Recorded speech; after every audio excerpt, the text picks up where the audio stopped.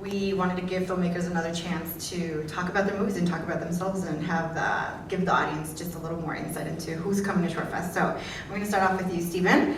You're here with Manila's full of men named Boy, and you played at Venice, South by Southwest. You've been all over the place. Can you just give us a little bit of a short logline as to what your movie's about?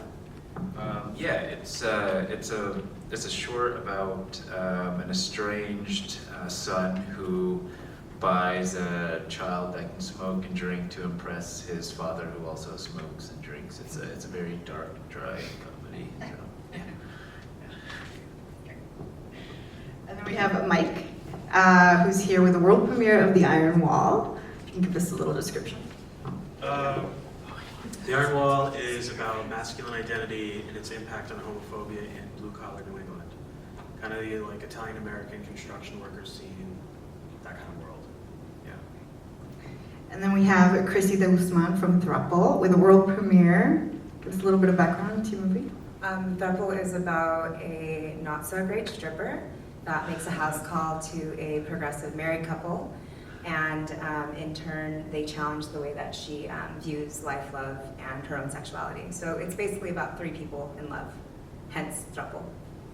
Yeah. And we have Cristina Picchi from Italy with Unfolded with a California premiere. Yeah, Unfolded is, well, first of all, thank you so much for having me here. It's really exciting. And yeah, the short is about a day in the life of a woman. So it's an exploration of her tumultuous soul throughout the day before she decides to separate from the person she spent her life with. So I'm following her throughout the city in this unusual day of her life. And then finally we have David Rosfeld with Bobbindale world premiere. Thank you. Yeah, Bobbindale is about an elderly gay couple that live off the grid in the Rocky Mountains, and it's a time in their lives when their independence is threatened, so they find a kind of deeper connection with each other as they go through that. I'm gonna just start it off with a really hard question. No, I'm gonna just to give us a little bit of insight into who you are as filmmakers and where you come from. Do you guys remember the first time you ever realized that you wanted to be a filmmaker? Did you grow up with films? Was it a certain movie, a director, or a certain point in your life where you're like, that's what I want to do? We can start at the end, or whoever wants to jump in. For me, I grew up in the land of boy erased at Jesus camp, so I wasn't actually allowed to see films as a kid. I didn't go to the cinema at all. But I remember being about 11 or 12 and being kind of in the backyard and playing, and I started to see things as sequences of shots. And I'm not really sure where that came from. But it was the same time that I was entering middle school and big changes and puberty and all of that. And I remember one time I was staring at this guy in class just way too long because I couldn't stop looking at him. And he came over and punched me in the face, and it was really startling. But I think that set off this thing that what you view and how you view it, what you look at matters, and has this kind of power, can disrupt, it can be offensive, it can be embracing, it can do all of these things. And I think that I was kind of, as a kid, putting all of that together in some kind of strange way, and that led me to film. I never really thought I would make films, to be honest, because I didn't even take it into consideration in the sense that films to me were something that we would watch but not make. I'm not coming probably from a town and a region in which there are a lot of filmmakers. Nowadays it changed a lot, but like when I was a kid. But I always wanted to tell stories, and I always thought I was going to be a writer, and that's what I did for a little while. I studied literature, I was writing, and then I met people who were making films, and I was like, okay, this is something doable, and since then it just went on. So I'm born to the medium in the sense that I see it as a way of expressing feelings and thoughts and emotions, but again, like it's not necessarily about films. I make video installations as well, and I keep on writing, so I see it part of a whole, but it came to become like the major essence of what I actually do and the way I express myself.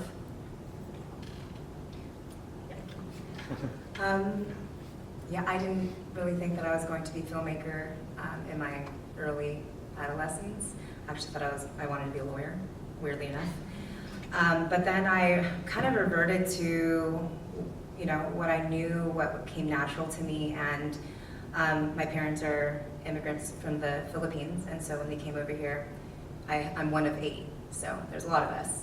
And we didn't have a lot of money, so my dad worked a lot of odd jobs, and he managed the local drive-in movie theaters. So for the first 15 years of my life, like every weekend, that's kind of what we would do. We would just like pile up in the Dodge Caravan, and we'd stay there throughout all the showings. And we didn't have money to take any family vacations or anything like that. So it was a way for me to, see the world at large, and I saw the world through cinema, and I think it's just, it's so powerful. I agree with you. It's just such a powerful tool, and it can really, I want to be a part of change, and just really try to make the world, as cliche as it sounds, just leave the world better than what you left it. And I think film can really do that with your own stories. So. I also never thought I was going to be a filmmaker, but like I was always a musician. Looking back, I sort of remember spending a lot of time like on the bus in middle school, like with my headphones on, staring out the window, just like making up movies in my head, and sort of just like in retrospect makes sense. I kind of agree though, like for me, film is a way to talk about things that are important to you and to sort of leave an impression on the world. It's like we have sort of an opportunity, this venue to speak about things, that matter to us, and it's a palatable way to give people things to think about that are in other ways difficult material. Thanks. I also didn't. That seems to be coming through. I also didn't think I was going to be a filmmaker. My parents are from the Philippines as well. My mother, raised me by herself.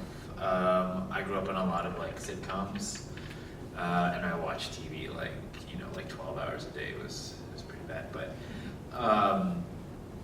one of my stepsisters, she worked at like a Circuit City, and they had like this 2-pack of like DVDs. It was like this. It was Aronofsky's Pie and Jarmusch's like Coffee and Cigarettes, and she just kind of like randomly gave that to me. And I couldn't like stop. I had never seen anything like those 2 films, and so I just never stopped sort of, watching movies after that. So that's kind of how it happened for me, and yeah. It's interesting how you all fell into it. So did you study to be a lawyer? Did you go to school? I was on poli-sci for the first year, and you have to take your general ed. Yeah. So I was undeclared for a really long time, and my counselor was just like, okay, Chrissie, it's time for you to, choose something. So I chose journalism after I was like, I don't want to be a lawyer, and then journalism was just too confining for me. And then I went to creative writing, and then that's when I found screenwriting, and that's kind of where full circle for me. What about the rest of you? Did any of you study something else and then just kind of switch over? Or did you go to film school? I think, you're a student film. Yeah, I went to film school at Loyola Marymount University, but I didn't get into the film school. I got in for psychology, and my buddy was going there he was at the film school, and he was like, oh, you should apply, you should do film. And I was like, oh, maybe I should. And then like that's kind of how that happened. It wasn't like super planned, like I wasn't planning to go to film school. But then after that, I worked for a little bit, and I decided, I really liked it and I wanted to go back, and so I went back to graduate school, and I went to Columbia University. Yeah. My undergrad was actually in architecture. Again, like I never thought I was going to make anything in this sort of artistic realm, and then I worked in a firm for a year and decided that I hated it. I don't fit in an office environment where people are just like, back hits the Mondays kind of situation. And so I needed something that was more of a creative world, and filmmaking is a good place because a lot of creativity, but also like it's a substantial industry. You can get work, so yeah. As I said, I studied literature, and then when I understood that I wanted to make films, I took a master's in documentary filmmaking, which was partially practical, partially theoretical. And then I started to experiment. I started to make things and mainly creative experimental documentaries. And then this is actually the film that I have here is my first fiction film, so which I learned by doing. So it was quite an interesting transition, but yeah. Yeah, I was a journalist. My undergrad was in journalism, but I felt this kind of real draw to get into fiction. And there was something really round about writing fiction, and journalism had some hard edges to me that were kind of, I don't know if that makes sense, but so I wound up getting an MFA much later in film, and so. Does anyone else have sort of background in documentary, other than? Yeah. Does that inform the way? Because all of these they're fiction, but does the documentary background inform the way you approach fiction, or was it a totally new?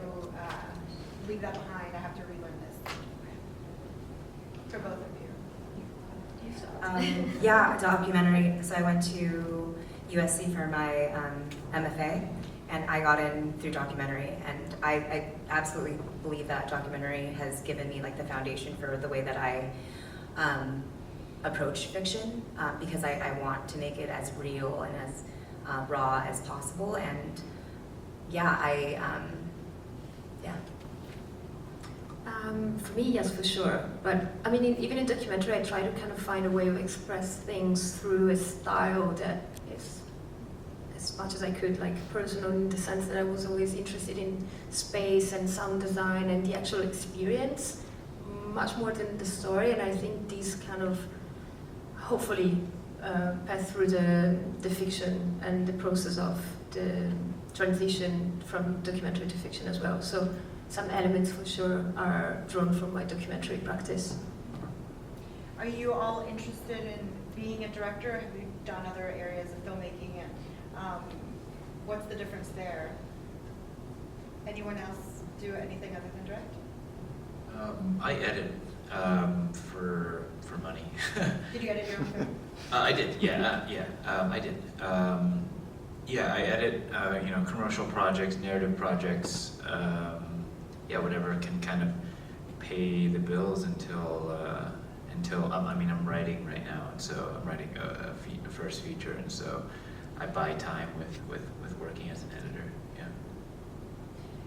Something that really struck me in all of your movies are the performances. I mean, they're all really natural, and they play, when there's more than one person, they play off each other so well. And I'm always curious because you have to change your directorial style with each person, how you approach them. What is your ideal way to talking to actors, or getting that performance?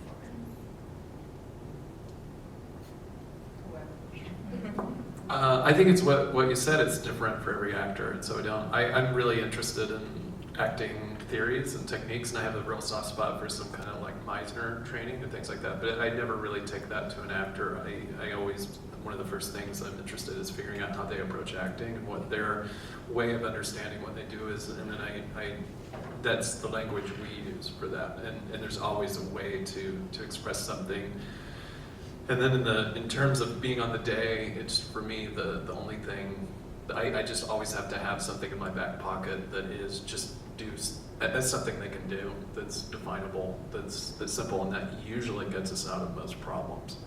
Having said all of that, I find acting to be a complete mystery, and I find most actors to be mysteries too, in the way that they do what they do, and I have no real deep understanding of it, but I like being around it, and it's amazing when a performer gives you something, and you see that through a lens. It's just incredible.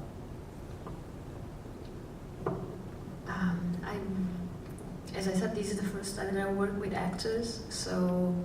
But I worked a lot with people, and in documentaries and interviews, and trying to go as deep as I can in a much more respectful way as I could. And I think I brought this into the process, and it was surprisingly good. It was, I think I was probably lucky as well to be surrounded by not just amazing actors and artists, but also beautiful people that I became friends with throughout the process. And I think it's been really emotional at times to actually try to give them this set of feelings, try to let them know what kind of feelings I wanted to arise from the images, and also because there's not much talking in the film, so it was all about, you know, expressing the nuances of the situations, and it's been again, like I agree, it's a bit of a mystery, but it's a mysterious but very emotional process that I took part in, and really fascinating. Yeah, for me, such a fun part to work with the actors. We figure it out together. You know, we don't necessarily, I mean, I might have one way of like how I would want them to execute it, but then they have another, and I think that it's kind of a co-creation, it's a give and take, and I think what's most important is their own connection to the material and how to really evoke that motivation to get to that conflict or that tension or that, for that goal in the scene. So yeah, it's kind of like an experiment, we just play around. I think for me, the biggest thing that helped me understand how to work with actors is taking acting classes and understanding how to talk to people in a sort of like the language that teaches you, and like in terms of like intention-based actions and like how that works, and how to, you know, there's more to a scene than saying be sad or something like that, you know what I mean? And understanding like the motivations and everything that sort of comes underneath the script and everything like that, and how to get the characters to act on each other in a natural way. Because if you talk with intention, every actor can use their own tool set, you know, to accomplish a certain goal, and you can watch things happen very naturally between two people. That, and also like casting. Casting is so important to see how flexible an actor is, and like whether they're going to play the same scene the same way over and over again, or if you can kind of guide their, you know, through adjustments and stuff like that, and see how if they are able to like evolve, you know, from what they come in on. Yeah, things like that. Yeah, for me, I mean, I agree with everybody here. I like to play a lot on the set as well, and just try, you know, experiment, try stuff.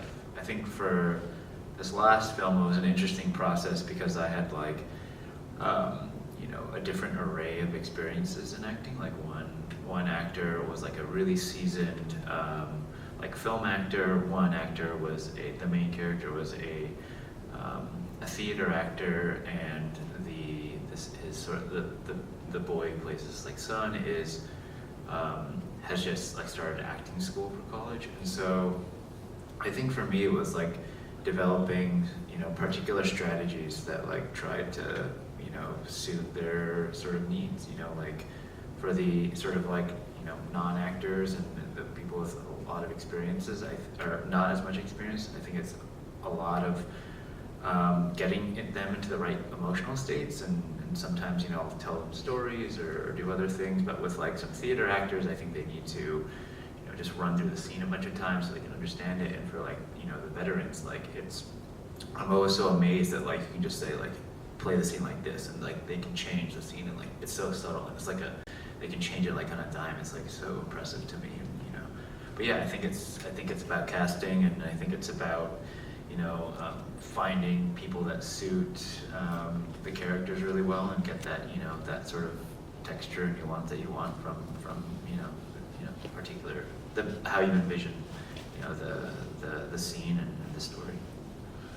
So you're working on a feature, but is that sort of everyone's main goal? I know a few people who just like to work in short form, so I'm curious, is short, and there are some people who go back and forth. What do you guys think? What do you like for yourself? Shorts forever, features forever? I mean, yeah, features are the goal. Features are the goal. Yeah, I definitely want to be heading towards feature and episodic, and also in feature, like even the hybrid stuff also really interests me. So, yeah. For a while, I didn't think I necessarily want. I think short films is a beautiful art form in itself, but it depends on it. I have an ideas for a short film, but like I mainly, to be honest, work towards. I'm writing a fiction film, and I'm working on a feature documentary as well. So I'm heading towards the long form, but I still have a fascination for the short film formats. Yeah, I like the short form as well. I feel like it's where I want to play around with for a little bit, and then yeah, the goal is episodic or feature for me as well.